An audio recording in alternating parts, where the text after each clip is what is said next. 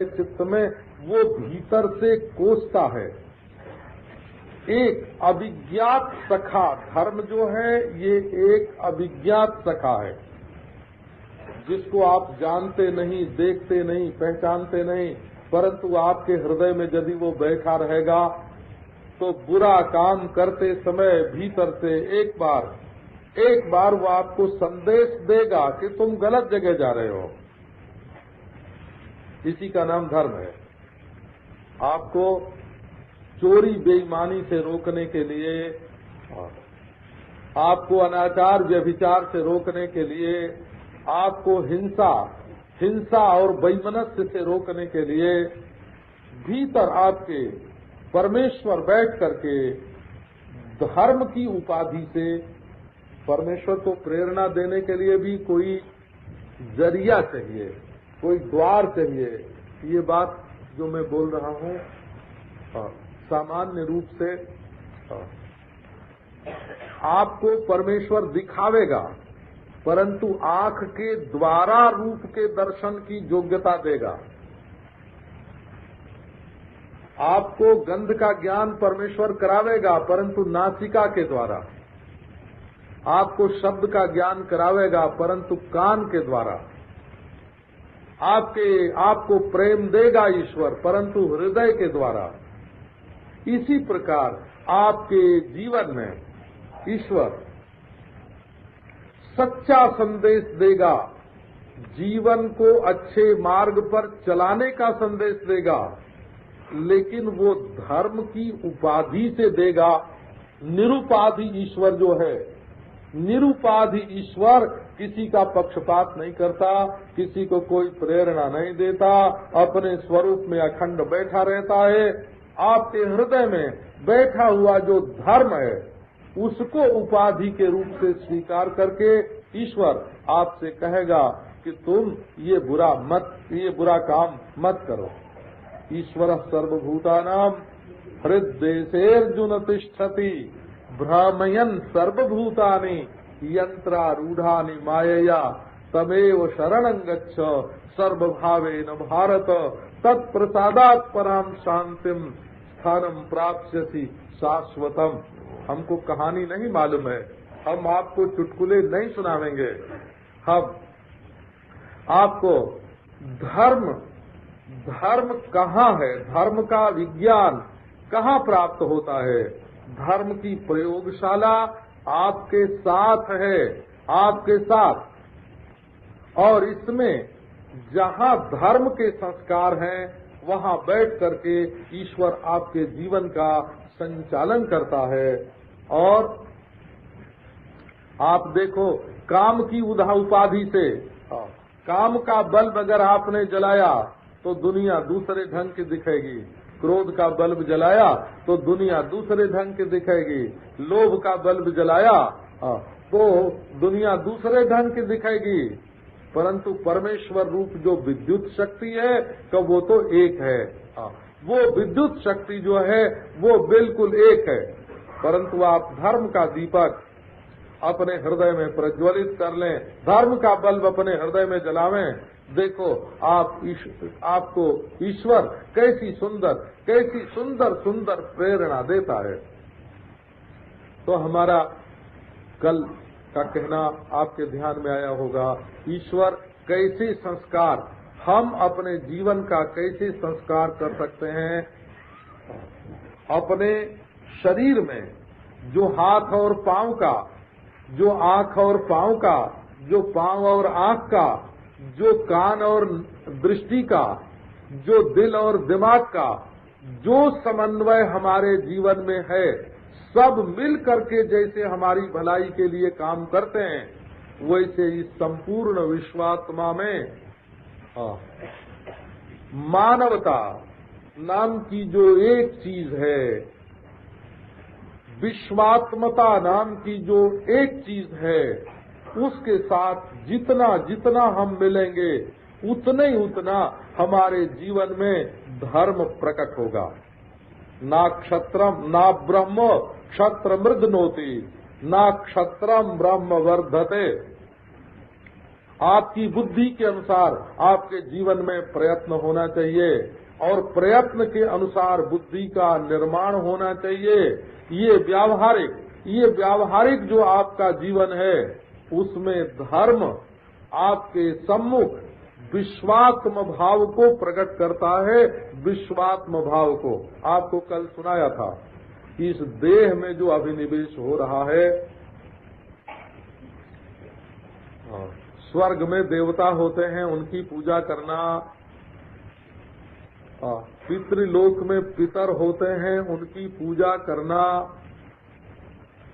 धर्म की रक्षा के लिए ईश्वर समय समय पर सहायता देता है, स्वयं आता है, इस पर विश्वास करना, ये आपको बतावेगा कि आप केवल हड्डी मांस चाम के पुतले नहीं हैं, बल्कि आपका वो शरीर शुद्ध है जो मिट्टी, पानी, आग, हवा, आकाश और सूर्य चंद्रमा से बना हुआ विश्वात्मा है, सर्वात्मा है। आप का दुश्मन दूसरा कोई नहीं है। जैसे कभी अपने दांत से जीभ कट जाती है, जैसे कभी अपने ही अंगुली से आंख खुद जाती है, इसी प्रकार ये संसार में जो दूसरे से अनिष्ट होता हुआ मालूम पड़ता है वो ऐसे ही है जैसे हमारी अंगुली से आंख खुद गई, कितनी बार खुद गई, जैसे हमारे दांत से हमारी जीभ कट गई। तो ठीक इसी प्रकार से ये संपूर्ण विश्व जो है वो अपना स्वरूप है। आपका कोई समम मनोधत्व न संति शत्रवाह।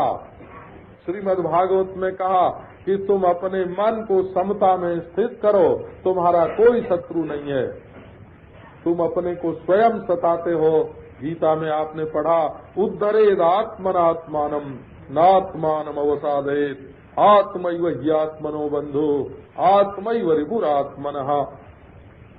अपने आप को स्वयं गड्ढे में से ऊपर निकालो। उद्धरेत का अर्थ है उद्धार करो। उद्धार करो माने जहाँ नीचे गिरे हो वहाँ से ऊपर उठाओ।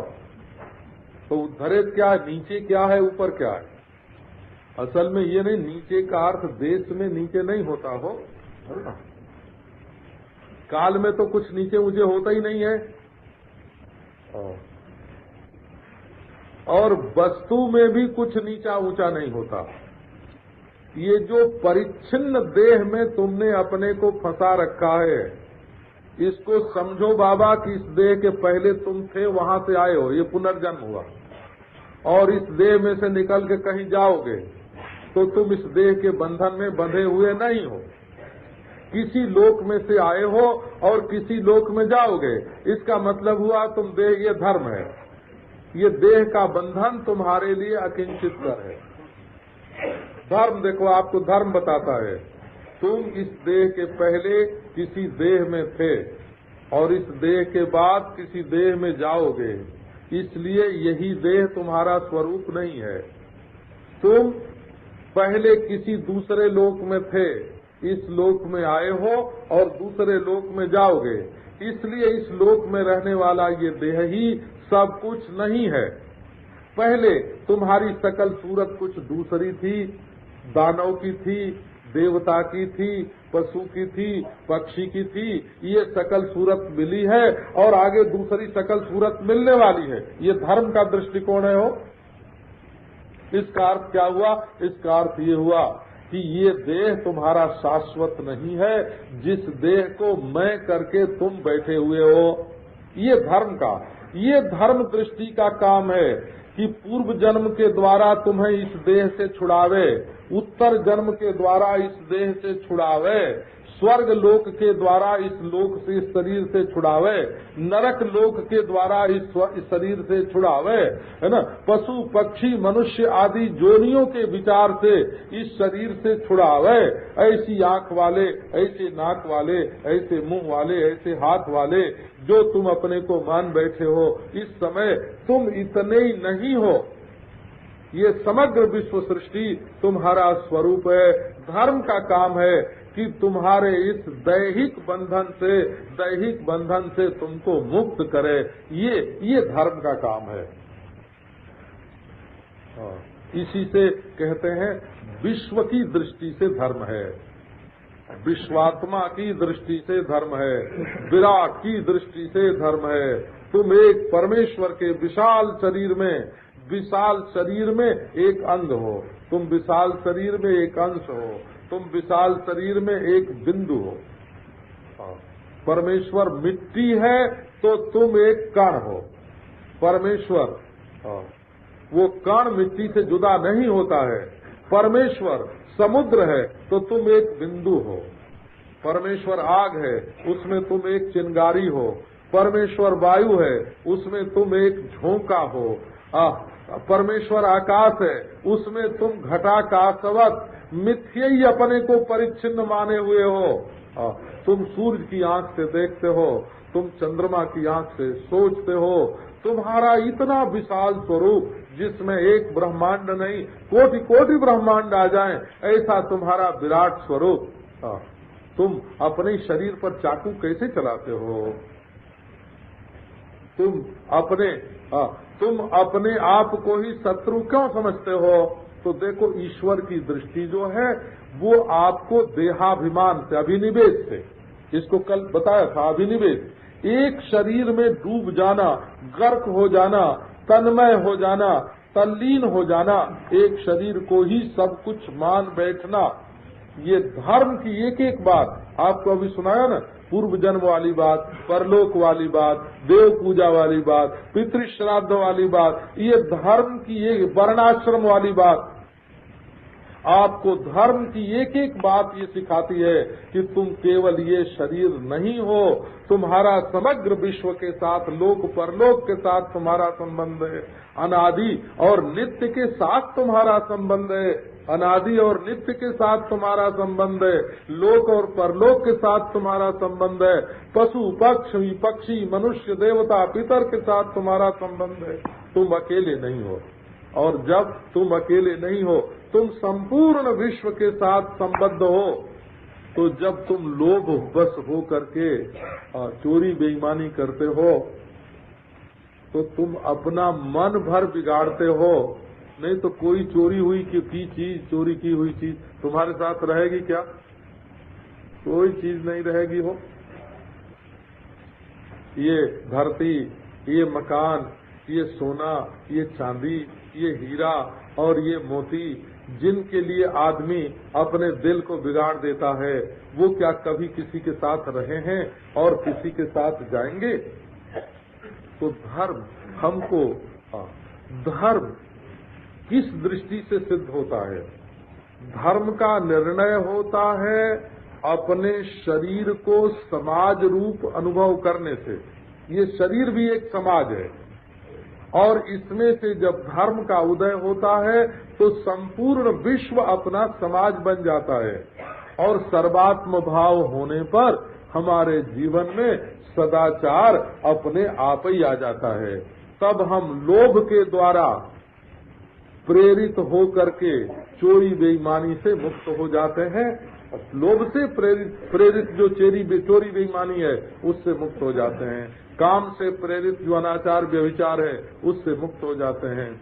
तब हम क्रोध से प्रेरित हिंसा वैमनस्य से मुक्त हो जाते हैं। ये धर्म हमारे जीवन को संवारने के लिए, संस्कार करने के लिए हमारे जीवन का धर्म आता है हमारे जीवन में। आज तो धर्म का नाम लेना भी समझो किसी विषय में तो बिल्कुल अपराध हो गया है। लेकिन आपको हम ये बात सुनाते हैं, जिस असल में आप लोगों में भी बहुत बड़े बड़े विद्वान बैठे होंगे देश और विदेश के धर्मों के बारे में। एक आचार्य ने, माने एक पैगंबर ने, एक आचार्य ने, एक पैगंबर ने एक समय पर एक मजहब चलाया और उसको दुनिया भर में धर्म कहा जाता है। एक किसी खास आचार्य के द्वारा खास समय में खास लोगों के लिए चलाए हुए मजहब को लोग धर्म कहते हैं। हम उसको धर्म नहीं कहते हैं, वो तो मत है, वो तो पंथ है, वो तो कोई एक बुद्धि की, एक मनुष्य की मति में आई हुई चीज है। वो एक प्रकार के दोष को दूर करने के लिए वो एक पंथ है, वो एक लोगों का संगठन है। हम मजहब को धर्म नहीं कहते, हम धर्म उसको कहते हैं जो विश्व सृष्टि का के नियंत्रण की जो व्यवस्था है। आप ध्यान से इस बात को, जो हम वेद किसको कहते हैं कि जो सृष्टि की उत्पत्ति के साथ उसके नियम उदय होते हैं उत्पत्ति के साथ, उसको हम वेद कहते हैं। सृष्टि के संविधान का नाम वेद है। विश्व सृष्टि के ईश्वरीय संविधान का नाम, स्वतः सिद्ध संविधान का नाम वेद है। और हम धर्म किसको कहते हैं? हम धर्म किसको कहते हैं कि सृष्टि में सद्व्यवस्था जो है, विश्व सृष्टि की जो सद्व्यवस्था है, उसको हम धर्म बोलते हैं। हम किसी एक आदमी के द्वारा एक जगह और एक वक्त में और कुछ खास लोगों के लिए चलाया हुआ जो मत पंथ है, उसको धर्म नहीं कहते हैं। इसलिए हमारे धर्म की व्याख्या आज लोगों की समझ में नहीं आती है। तो आप देखो, धर्म वो है जो काम की प्रेरणा, क्रोध की प्रेरणा, लोभ की प्रेरणा इनको दबा दे, और ईश्वरीय प्रेरणा जो सारे विश्व के कल्याण के लिए है उसका अनुभव करावे। इसको देखो, हम यूं आपको सुनाते हैं। आपके जीवन को जो शाश्वत से एक नहीं करेगा, जो आपके जीवन को अनित्य से नित्य की ओर न ले जाए, अपवित्र से पवित्र की ओर न ले जाए, परिच्छिन्न से पूर्ण की ओर न ले जाए, जो आपके जीवन को विनश्वर से अविनाशी की ओर न ले जाए, वो धर्म नहीं हो सकता। धर्म तो वो है जो समग्र सृष्टि व्यवस्था को ठीक ठीक धारण करे। तो भगवत गीता में ये जो एक देह में अभिनिवेश है कि यह मैं, इसको दूर करने के लिए धर्म रूप संस्कार आपकी बुद्धि में भरा गया है। अब एक दूसरी बात देखो, ये कहाँ रहता है कि ये विश्वात्मा, ये देहात्मा को विश्वात्मा से एक करता है। जो देहात्मा चैतन्य है कि वही विश्वात्मा चैतन्य है कि यहाँ वो विश्व की उपाधि से आपको जोड़ देता है। देह विश्व से पृथक नहीं है।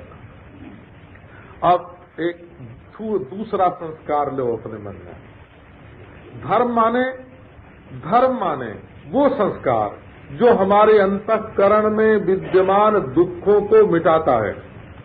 तो दुष्चरित्र जन्य दुख को मिटाने वाला धर्म है, और वासना जन्य दुखों को मिटाने वाली उपासना है। ये संस्कार वासनाएं दुख दे रही हैं। आप देखो, परिपूर्णतम परमेश्वर आपके हृदय में तेजसात्मा हो, है ना। दो दृष्टि से देखो ना, जैसे आपने सपना बनाया है, निद्रा रूप अज्ञान से अभिभूत जो चेतन है वो सपने को देख रहा है, सपने को सच्चा समझता हुआ। उस समय भी वासना होती है, उस समय भी स्त्री पुरुष का संबंध होता है, उस समय भी बच्चे कच्चे होते हैं, उस समय भी वासनाएं बहुत सताती हैं। तो ये जो उपासना हमारे जीवन में जो ईश्वर की भक्ति आती है, नारायण ईश्वर की भक्ति आवेगी, उपासना, तो वो वैराग्य देगी हो। यही राग द्वेष जो हमारे चित्त में है वो हिंसा और दुराचार से गहराई में है। वासनाएं कहाँ रहती हैं? हिंसा और दुराचार तो रोग के बाहरी लक्षण हैं। वासनाएं गहराई में रहती हैं। उन वासनाओं को मिटाने के लिए जब हम ईश्वर से अनुराग करते हैं, भक्ति करते हैं, तो क्या होता है, राग द्वेष की निवृत्ति हो जाती है। असल में कहना चाहिए था वैराग्य, परंतु वैराग्य में त्याग की प्रधानता हो जाती है। एक बात आप ध्यान में रखना कि वैराग्य को बौद्ध भी मानते हैं, जैन भी मानते हैं, और हमारे वेदांती सन्यासी भी मानते हैं। वैराग्य बहुत बढ़िया वस्तु है, परंतु गीता में इसके संबंध में एक बड़ी सावधानी बरती गई है। आपका उस पर ध्यान जाए कि न जाए। वैराग्य शब्द का प्रयोग गीता में भी है बोला, वैराग्यम समुपाश्रिता, वैराग्य का सहारा लेना चाहिए। परंतु भगवान ने क्या आश्चर्य चमत्कार कर दिया। वो बोले कि बाबा युद्ध भूमि में जहां अर्जुन को संपूर्ण विश्व में से अधर्म को मिटाकर धर्म की स्थापना करने के लिए हम युद्ध के लिए तैयार कर रहे हैं, वहां यदि वैराग्य शब्द का ज्यादा प्रयोग करेंगे तो ये तो खुद ही कहेगा कि श्रेयो भोक्तुम भैक्षमपि लोके, श्रेयो भोक्तुम भैक्षमपि लोके। ये तो खुद ही भिक्षा मांगने को तैयार है कि हम तो वैरागी होने को तैयार हैं। तो गीता में ये सावधानी बरती गई कि अनासक्ति शब्द का ज्यादा प्रयोग किया गया हो। संग छोड़ो, आसक्ति छोड़ो। वो अनासक्ति जो है वो और कुछ नहीं है, ये वैराग्य ही है बोला। सन्यासी के लिए जो वैराग्य है, गृहस्थ के लिए वही अनासक्ति है। वैराग्य होने पर बोले आओ भाई वैष्णव हो जाएं, घर द्वार का त्याग करके बाहर चले जाएं। वैराग्य होने पर सन्यासी हो जाएं, वैराग्य होने पर वानप्रस्थ हो जाएं, वैराग्य होने पर किसी गुफा में जाके योगाभ्यास करें। भगवान ने कहा बाबा ये वैराग्य के साथ जो त्याग का त्याग जुड़ गया है वैराग्य के साथ, कि जब मनुष्य वैराग्य करता है तब त्याग भी करता है। जो त्याग के लिए तैयार नहीं है उसके मन में वैराग्य क्या है। तो भगवान ने कहा कि हमको ऐसे शब्द का प्रयोग करना चाहिए जिसमें त्याग तो अनिवार्य हो नहीं और वैराग्य का जितना फायदा है वो सब का सब आ जाए। तो वो शब्द क्या है गीता का, वही शब्द है अनासक्ति बोला। ये हमारे अंतःकरण का दूसरा संस्कार जो है राग और द्वेष, ये काम और क्रोध वृत्ति हैं और व्यभिचार और हिंसा कर्म है। देखना आप, व्यभिचार और हिंसा कर्म है, ये बहुत स्थूल है। और काम और क्रोध ये चित्त की वृत्ति है और राग द्वेष इनके बीज हैं।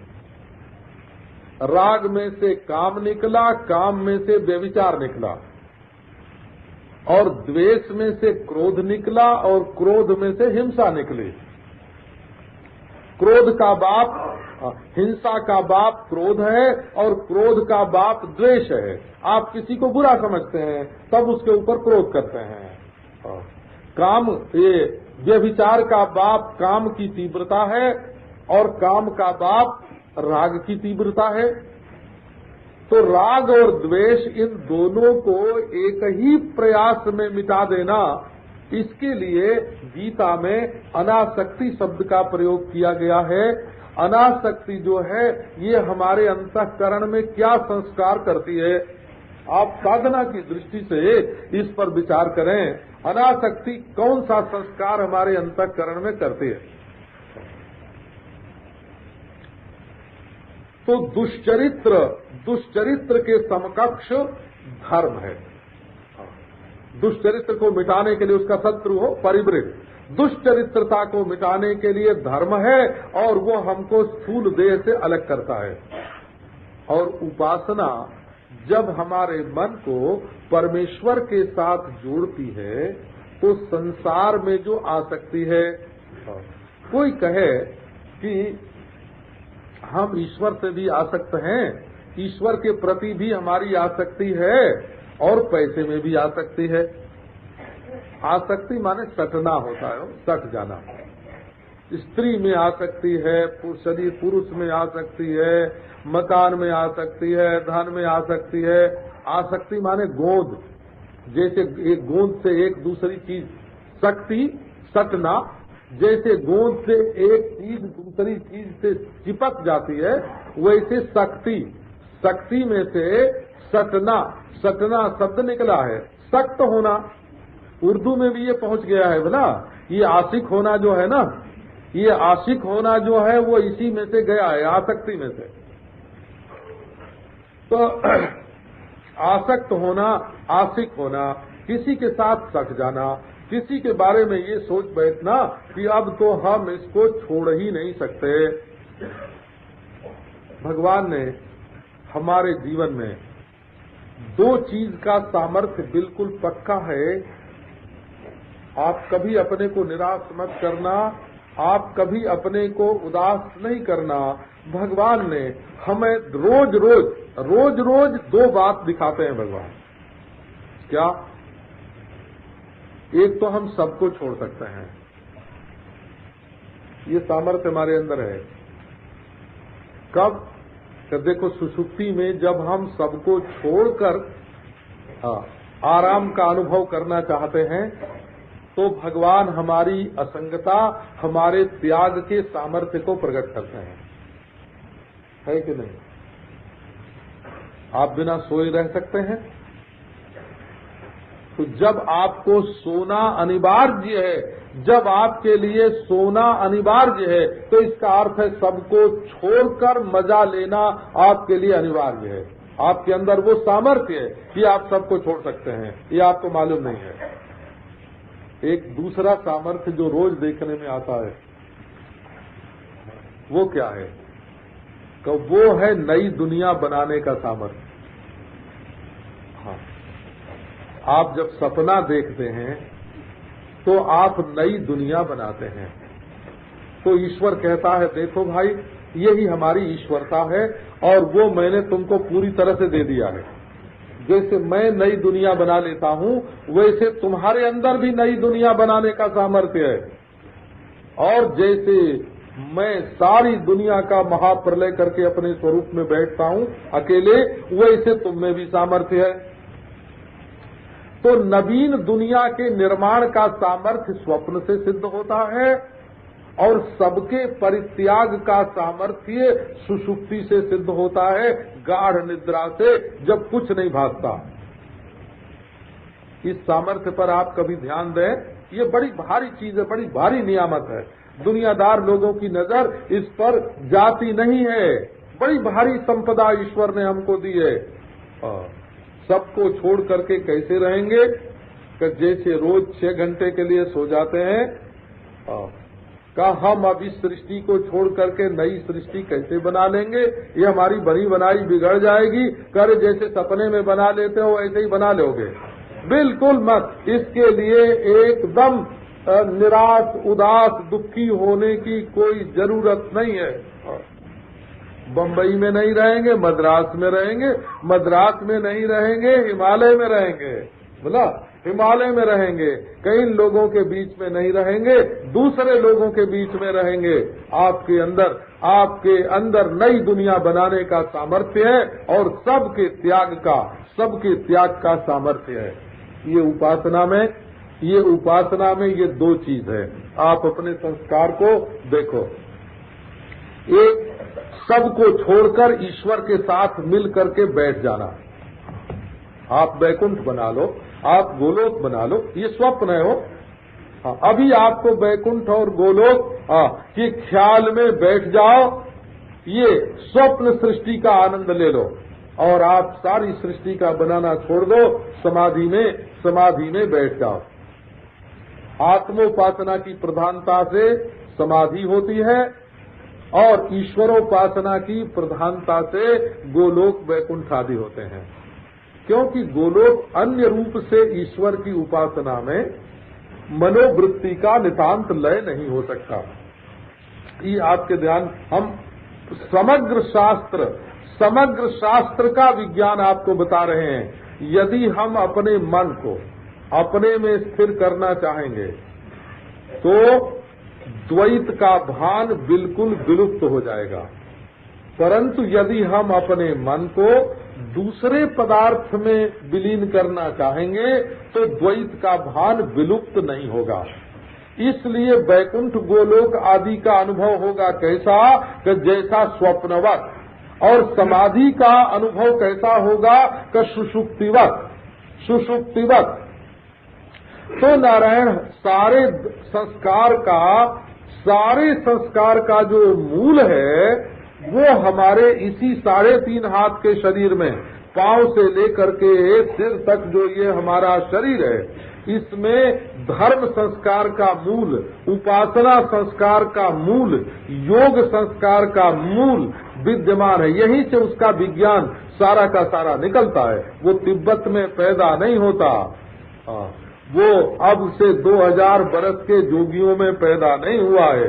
2000-5000 बरस पहले जो जोगी हुए हैं उन्होंने योग का विज्ञान समझा था और हम नहीं समझते हैं कि ये बात नहीं है। अब से 1000 बरस पहले जो आचार्य पैदा हुए वो उपासना का विज्ञान समझते थे और हम नहीं समझते हैं कि सो बात नहीं है। पोथियों में इनका विज्ञान लिखा है और हमारे जीवन में नहीं है, ये बात भी नहीं है। आखिर पोथियों में भी तो लिखा गया है, महात्माओं ने भी तो वेद मंत्रों का दर्शन किया है, वो वेद दृष्टा तो हुए हैं ना। तो ये जो हमारा दृष्टा है, ये वेद का दृष्टा है, ये ईश्वर का दृष्टा है, ये धर्म का दृष्टा है, ये गोलोक वैकुंठ का दृष्टा है, ये दृश्य मात्र का दृष्टा है। समग्र विज्ञान इसके सामने पैदा होते हैं और नष्ट होते हैं। इसलिए ये जो हमारा धर्म विज्ञ गीता, ये गीता क्या है? ये हमारे विज्ञान की, ये हमारे विज्ञान को संकेत करने वाले एक एक इशारे हैं इसमें। धर्म को संकेत करने वाले, उपासना को संकेत करने वाले, ये उपासना हमको तेजसात्मा से एक करती है, योग हमको प्राज्ञ ईश्वरात्मा से एक करता है। अस्मिता रूप दोष को धो पोंछ कर बहाने के लिए जहाँ योग में स्थिति है, ऐश्वर्य में स्थिति है, वहाँ परम प्रियतम परमेश्वर में अपनी वासनाओं को लीन करने के लिए उपासना की, भक्ति की स्थिति है। और हमारी बुद्धि में जो दोष है, भ्रांति, अविद्या, उसका संस्कार करने के लिए, निवारण करने के लिए तत्व ज्ञान है। अब गीता में इन चारों का कहाँ कैसे कैसे वर्णन है वो आपको सुनाएंगे। ओम शांति शांति।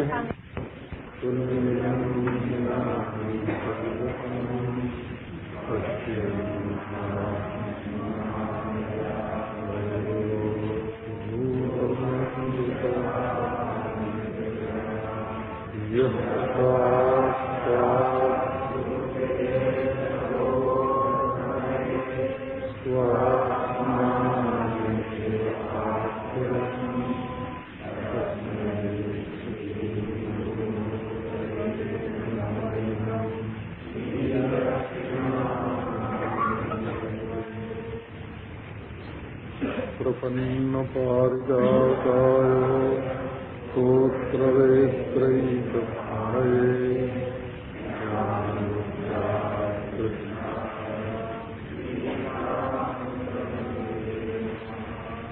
सर्वोपनिषदो गावो दुर्धा गोपालनः शास्त्रो तत्सुधीर्भोक्ता दुग्धम् गीता सुगीता कर्तव्या सुमन्यै शास्त्रविस्तरै स्वयं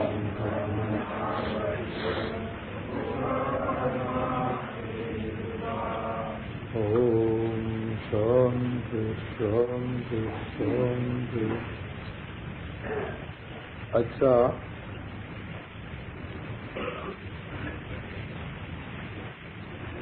अर्जुन के रथ पर सारथी के रूप में भगवान बैठे हैं।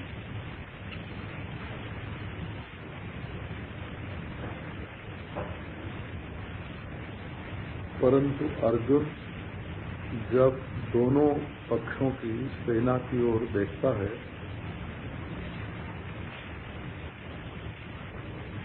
तो चार बात अर्जुन के मन में आती है।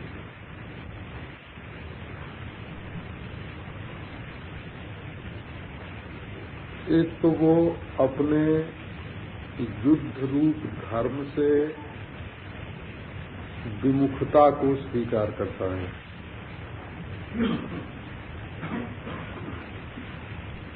और इसका हेतु है स्वजन दृष्टवे मम स्वजनम कृष्ण युजुत्सुम समुपस्थितम, ममता मोह।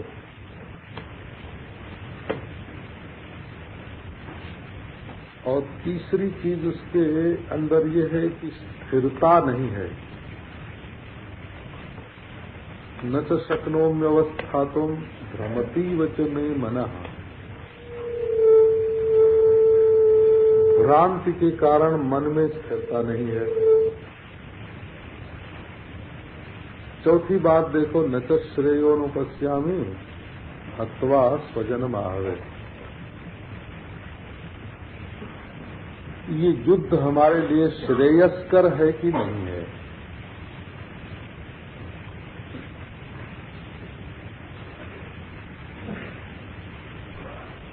तो धर्मच्युति के संबंध में गीता ने एक विशेष दृष्टिकोण दिया है। धर्म की कर्मयोग एक प्रश्न है ये।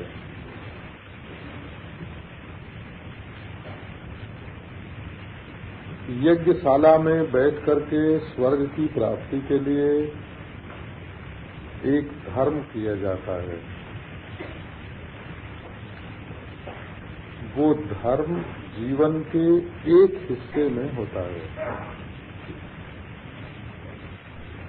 आप अग्निहोत्र कीजिए, गोदान कीजिए, प्याऊ चलाइए, अन्नदान कीजिए, विद्यालय चलाइए,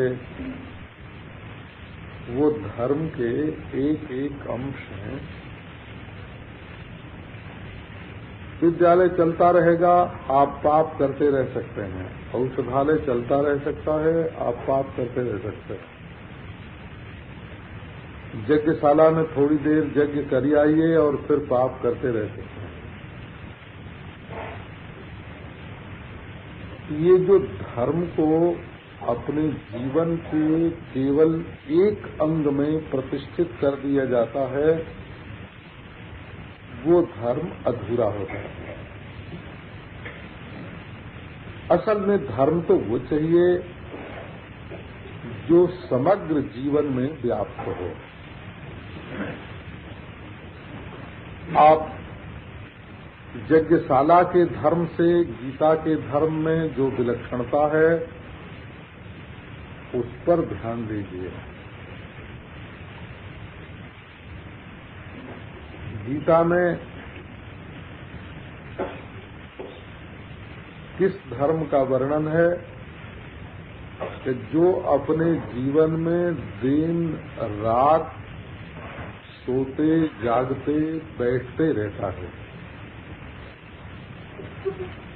इसी से स्वर्ग प्राप्त कराने वाले धर्म पर गीता में कटाक्ष भी मिलता है। आपके ध्यान में ये बात होगी। आज हम धर्म करें और कल हमको भोग मिले। आज हम धर्म करें, परलोक में भोग मिले। आज हम धर्म करें, अगले जन्म में हमको भोग मिले। ये आगे भोग मिलने की आशा से जो पुण्य धर्म किया जाता है, गीता उसकी निंदा करती है, उसका समर्थन नहीं करती। ये आपके ध्यान में बात होगी। नहीं हो तो बैठा लीजिए। यामिमां पुष्पितां वाचम प्रवदन्त्यविपश्चितः वेदवादरताः पार्थ नान्यदस्तीति वादिनः कामात्मानः स्वर्गपराः जन्म मृत्यु फलप्रदाम् क्रिया विशेष बहुलाम। क्रिया विशेष ही धर्म है। गीता में, भागवत धर्म में कर्म सामान्य धर्म हो जाता है जब वो एक विशेष दृष्टिकोण से किया जाता है। यज्ञशाला के धर्म में कर्म विशेष किया जाता है, खास तरह का कर्म। और गीता के धर्म में दृष्टि विशेष रखी जाती है। कर्म विशेष है यज्ञशाला में और दृष्टि विशेष है कर्म योग में। ये अंतर जब तक आपके ध्यान में नहीं आवेगा तब तक गीता ने क्या क्रांति की है धर्म के क्षेत्र में, इस बात पर आप नहीं देख सकेंगे। इस बात की ओर देखिए, कामात्मानः स्वर्गपराः। यज्ञ करते समय हृदय में है कामना। स्वर्ग कामः पशुना यजेत कामात्मानः। स्वर्गपरा फल के रूप में चाहते हैं स्वर्ग। जन्म मृत्यु फल प्रदान, बार बार जन्में, बार बार मरें, बार बार हमको भोग मिले। तो धर्म का एक दृष्टिकोण ये है। और गीता में धर्म के प्रति दृष्टिकोण ये है कि उसको हम सम दृष्टि से करें, अनासक्त होकर के करें। धर्म की ही बात लीजिए।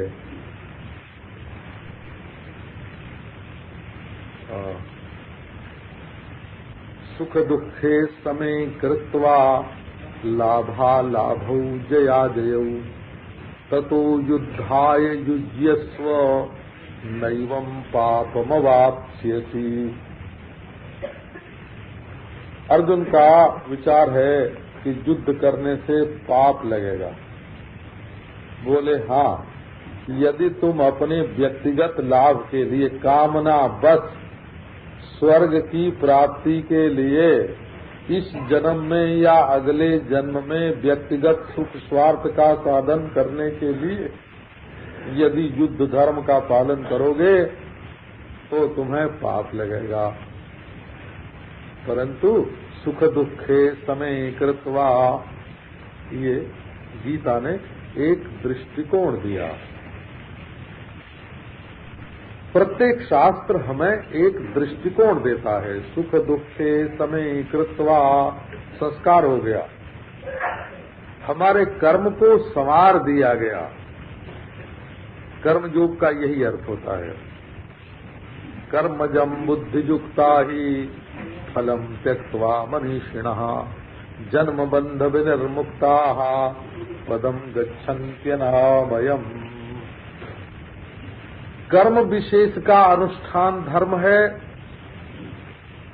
ये जहाँ सकाम धर्म की रीति है वहाँ दृष्टि विशेष से कर्म का अनुष्ठान धर्म है। और वो दृष्टि विशेष क्या है? समता की दृष्टि, अनासक्ति की दृष्टि, निष्कामता की दृष्टि। ये गीता एक संस्कार लेकर आई। ये संस्कार लेके आई कि आप दिन रात जो काम करते हैं वो काम करते रहिए। आप नौकरी कीजिए, आप व्यापार कीजिए, आप युद्ध कीजिए, आप वैज्ञानिक आविष्कार कीजिए, आप स्वाध्याय कीजिए, परंतु दृष्टि में निष्कामता, असंगता होनी चाहिए।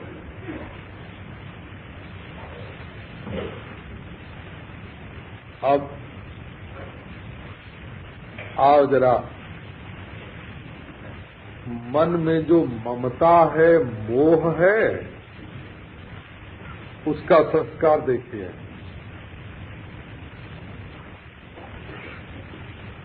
गीता का ये कहना नहीं है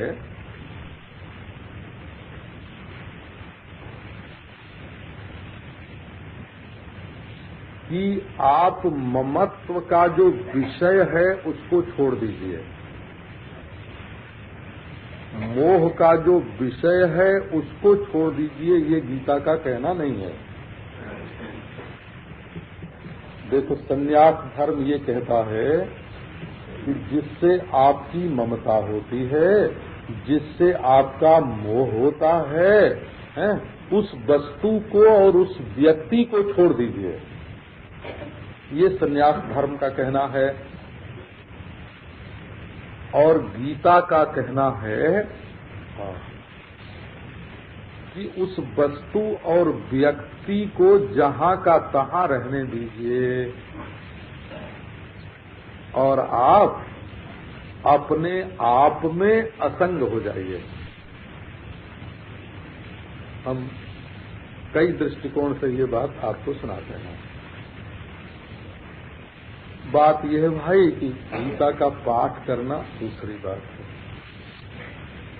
और हम एक चुटकुला सुना के, एक कहानी सुना के आपका मनोरंजन कर दें और आप जैसे सिनेमा देखते समय खुश हो जाते हैं, जैसे नाटक देखते समय खुश हो जाते हैं, तो वो बात दूसरी है। आप इधर ध्यान दीजिए, हमारी मोह ममता की निवृत्ति के लिए गीता हमें क्या दृष्टिकोण देती है।